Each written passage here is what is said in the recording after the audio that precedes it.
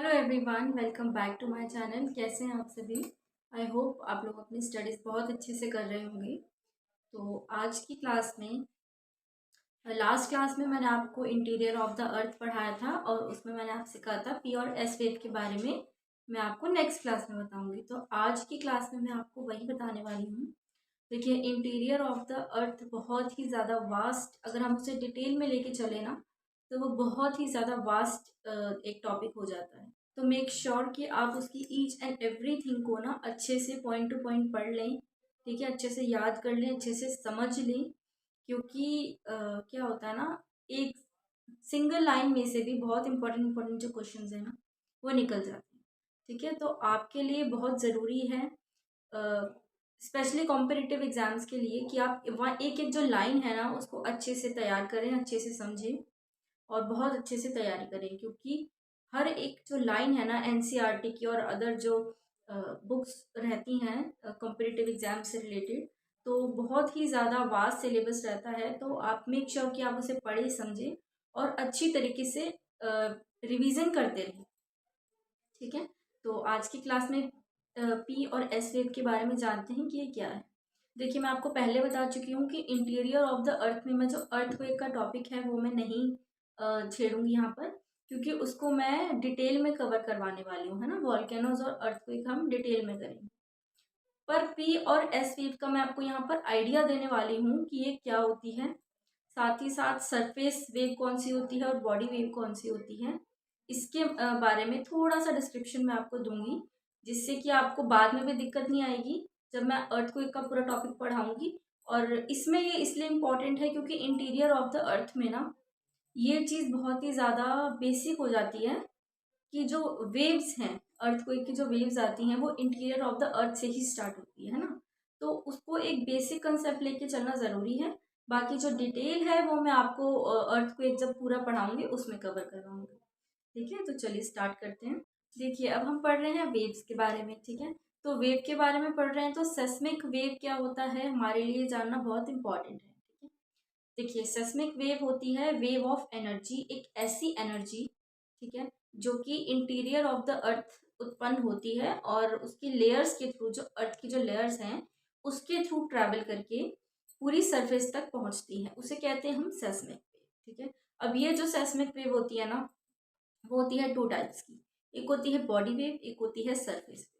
ठीक है, इसके बारे में मैं डिटेल में आपको अभी बताऊंगी। ठीक है, और एक और टर्म है दैट इज सेस्मोग्राफ। ठीक है, सेस्मोग्राफ क्या होता है? सेस्मोग्राफ होता है जिससे कि ये जो वेव होती हैं जो इंटीरियर ऑफ द अर्थ से स्टार्ट होकर पूरी सरफेस तक जाती हैं। ठीक है, लिथोस्फेयर तक, पूरी सरफेस तक, क्रस्ट तक हमारे जाती है। ठीक है, उसको जो रिकॉर्ड करता है that is known as a device, it's a instrument और a device which records the wave. ठीक है, जो वेव की जो एनर्जी होती है उसको रिकॉर्ड करता है। ठीक है, और हमें बताता है वेव के लिए। ठीक है, जो कि पहुंचती है क्रस्ट तक, उसे कहते हैं सिस्मोग्राफ। ये वन डे एग्जाम में पूछा जा सकता है, इंपॉर्टेंट क्वेश्चन है। अगर आप ज्योग्राफी में इंटीरियर ऑफ द अर्थ पढ़ रहे हैं तो आपको ऐसे इंस्ट्रूमेंट एक ही नहीं है, बहुत सारे हैं। वेव की यहाँ पर बात हो रही है तो वेव, जिस इंस्ट्रूमेंट से वेव को हम नापते हैं, तो मैंने आपको उसके बारे में बताया है। ठीक है, अगर आप चाहेंगे कि इंटीरियर ऑफ द अर्थ से रिलेटेड जितने भी इंस्ट्रूमेंट होते हैं जो रिकॉर्ड और एनालिसिस के काम आते हैं वो मैं आपको बताऊं, तो उसके ऊपर मैं एक सेपरेट क्लास में मैं आपको सारी जो डिटेल्स है ना वो दे दूँगी। ठीक है, तो चलिए, अब सिस्मिक वेव आपको पता चल गया क्या होती है। अब इन वेव्स की टाइप पढ़ते हैं और इनकी थोड़ी सी डिटेल्स पढ़ते हैं। देखिए, डिटेल में जाएंगे पी और एस वेव क्या होता है। सबसे पहले जो बेसिक है ना हम एज अ डायग्राम के साथ समझ लेते हैं। ठीक है, देखिए, बॉडी वेव और सरफेस वेव। अब इसमें क्या होता है, देखिए, ये अर्थ है, यहाँ पर है core, this is mental and this is crust. ठीक है, क्रस्ट में भी वेरियस लेयर्स होती हैं, मेंटल में भी लेयर्स होती हैं, और इसके अलावा जो कोर है उसमें भी बहुत तरह की, इट्स अ हार्ड पार्ट। ठीक है, आयरन और रॉक से बना हुआ है। इन तीनों के बारे में बाद में पढ़ेंगे। सबसे पहले मैं आपको ये देखिए, बॉडी वेव और सरफेस वेव क्या होता है हमें वो पता करना है। ठीक है, तो देखिए, जब भी अर्थक्वेक आता है, अर्थक्वेक आने के बाद जो भी वेव्स अर्थ के अंदर, ठीक है, कोर और मेंटल यानी कि सेंटर ऑफ द अर्थ से स्टार्ट होती है, ठीक है। सपोज ये एक अर्थक्वेक की वेव है, वो स्टार्ट हो, ये एक सेंटर बना अर्थक्वेक का, और यहाँ से जो अर्थक्वेक की जो वेव्स हैं वो इस तरीके से फैलती हैं, इस तरीके से सारी डायरेक्शन में ये वेव्स फैलती हैं, ठीक है। फैलने के बाद जैसे ही ये सरफेस पे, अर्थ के सरफेस पे यहाँ पर टच करती है, ठीक है, अर्थ के जो क्रस्ट है यहाँ पर टच करेगी, ठीक है, और उससे टच होकर फिर दोबारा ये जो वेव्स हैं वो जाती हैं। तो यहाँ से जो जनरेट होके सरफेस तक जाती है उसको हम बोलते हैं बॉडी वेव, ठीक है। और जो सरफेस पे टच होके फर्दर डिवाइड होती है, जो फर्दर वेव बनती है, उसको हम बोलते हैं सरफेस। आई होप इन दोनों का डिफरेंस आपको अच्छे से समझ में आया होगा, ठीक है। जब जनरेट होके सारी डायरेक्शन में फैलती है उसको बॉडी वेव कहते हैं, और जब सरफेस पे आके टच होके दोबारा से फर्दर वो वेव जनरेट होती है उसको हम बोलते हैं सरफेस, ठीक है, बॉडी वेव और सरफेस, ठीक है। अब देखिए जो पी और एस टाइप की वेव हैं ये हमको पढ़नी है, पर ये किसके टाइप्स है, दीज आर द बॉडी, जो बॉडी वेव है, पी और एस वेव बॉडी वेव के टाइप्स हैं, ठीक है, उसके बारे में पढ़ेंगे। बॉडी वेव अच्छे से समझ में आया, आई होप आपको। कोई कंफ्यूजन होगी तो कमेंट सेक्शन में आप पूछ सकते हैं। देखिए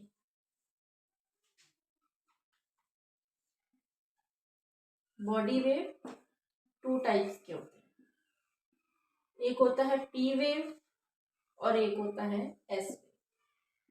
P stands for primary and S stands for secondary.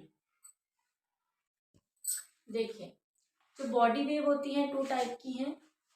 अब हमको देखिए बेहतर तरीके से आप जब समझ पाएंगे जब इन जो टाइप्स ऑफ बॉडी वेव हैं पी और एस, इसको मैं डिफरेंस के फॉर्म में आपको अच्छे से समझा पाऊँ एक एक पॉइंट, ठीक है। तो अलग अलग समझने की बजाय अगर मैं आपको डिफरेंस में समझाऊंगी तो आपको इन दोनों के बीच का डिफरेंस भी समझ में आएगा और आपको अच्छे तरीके से क्लियर भी होगा कि दोनों में फर्क क्या है। पी वेव को प्राइमरी वेव क्यों कहते हैं और एस वेव को सेकेंडरी वेव क्यों कहा जाता है।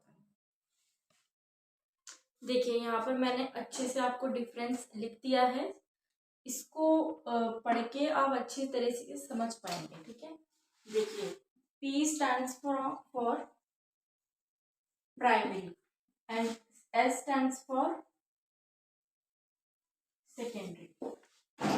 अब देखिए जो P वेव होती है फास्टर होती है as compare to this one, ठीक है।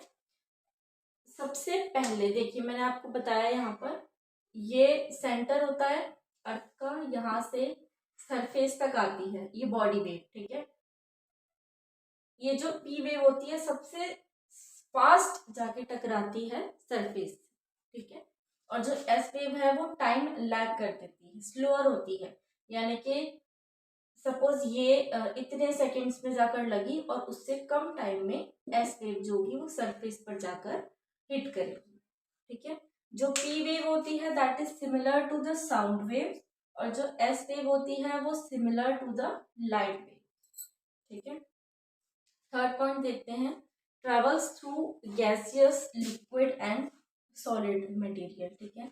इन तीनों में ट्रेवल कर सकती है पी वेव, दैट्स वाई ये बहुत ही ज्यादा फास्टर होती है, क्योंकि कोई मेटल का टुकड़ा आए, सॉलिड आए, लिक्विड स्टेट आए, वो पास थ्रू हो जाते हैं, ठीक है। तो दैट इज वाई ये रीजन है कि जो पी वेव होती है मच फास्टर होती है as compare to the S wave.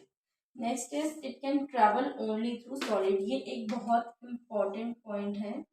जो एस वेव है वो सिर्फ सॉलिड में ही ट्रेवल कर सकती है, ठीक है, इसीलिए थोड़ा वो टाइम लैग हो जाता है सरफेस पे पहुंचने के लिए, ठीक है।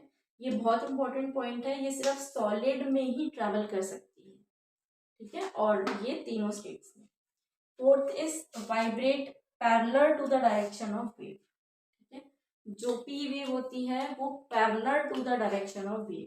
पैरेलल का मतलब है अगर इस तरीके से वेव है तो जो पी वेव है वो बिल्कुल पैरेलल उसकी ट्रेवल करेगी। Next is vibrate perpendicular to the direction of the wave, मतलब जिस डायरेक्शन में वेव जा रही है, ठीक है, वहां से परपेंडिकुलर जाती है जो एस वेव है। ठीक है, that is the sign of perpendicular, यानी कि इस दिशा में अगर डायरेक्शन ऑफ वेव है तो उसके इस तरीके से परपेंडिकुलर जाएगी।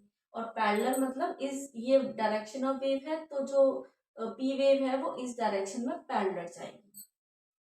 ठीक है, and last point is these p waves are longitudinal और these s wave are transverse। ठीक है, तो ये डिफरेंस है, आप चाहे तो स्क्रीनशॉट ले सकते हैं। और बहुत ही इजी लैंग्वेज में मैंने आपको बताने की कोशिश की है ताकि आप कंसेप्ट को समझ पाओ। ठीक है, मैंने आपसे पहले भी कहा है बुकिश लैंग्वेज आप बहुत सारी बुक्स में आपको मिल जाएगी, बट ये एक कंसेप्ट बिल्डर क्लास है जिससे कि आपके जो बेसिक्स हैं वो क्लियर होंगे। ठीक है, आपको जो बेसिक है, देखिए पी और एस वेव मैंने आपको डायरेक्ट नहीं बताया। रीजन क्या था, आप सोचते कि कहाँ से उठाकर ये पी और एस का टॉपिक है। ठीक है, बट मैंने आपको पूरा कंसेप्ट समझाया है कि इस तरीके से अर्थ के अंदर जो अर्थक्वेक आता है उसका जो सेंटर होता है वहां से एक वेव जनरेट होती है जिसे बॉडी वेव कहते हैं, और उस बॉडी वेव से सरफेस पे जाकर टकराती है क्रस्ट के थोड़ा सा नीचे। ठीक है, और वो वाली जो वेव होती है उसको सरफेस वेव कहा जाता है। अब बॉडी वेव दो टाइप की होती है, वो जो टाइप्स मैंने आपको अच्छे से समझा दी। ठीक है, तो ये पी और एस वेव का कंसेप्ट आया कहाँ से, बॉडी वेव से। और बॉडी वेव कहाँ जनरेट होती है, बिल्कुल सेंटर ऑफ द अर्थ। तो आई होप आपको पी और एस वेव का कंसेप्ट अच्छे से समझ में आया होगा। तो नेक्स्ट क्लास में मैं आपको कोर, क्रस्ट और मेंटल के बारे में इंटीरियर ऑफ द डिटेल में पढ़ेंगे विद डायग्राम अच्छे से। और उसके अलावा एक शेडो जोन का टॉपिक है जो कि मुझे एक छोटा सा टॉपिक है जो कि कवर करना है, वो देखती हूँ मैं पहले करवाऊंगी उसके बाद में करवाऊंगी। ठीक है, तो आई होप आपको अच्छे से समझ में आया हो। कोई डाउट हो तो आप कमेंट सेक्शन में पूछ सकते हैं। ठीक है, these are concept builder class, तो बहुत ही बेसिक से लेकर चल रहे हैं कि आपको अच्छे तरीके से जो कंसेप्ट हैं वो आपके टिप्स पर रहें। ठीक है, तो वीडियो को लाइक ज़रूर कीजिएगा, सब्सक्राइब ज़रूर कीजिएगा चैनल को, और शेयर करना बिल्कुल भी ना भूलें। तो मिलती हूँ मैं आपसे नेक्स्ट वीडियो में, जब तक के लिए बाय।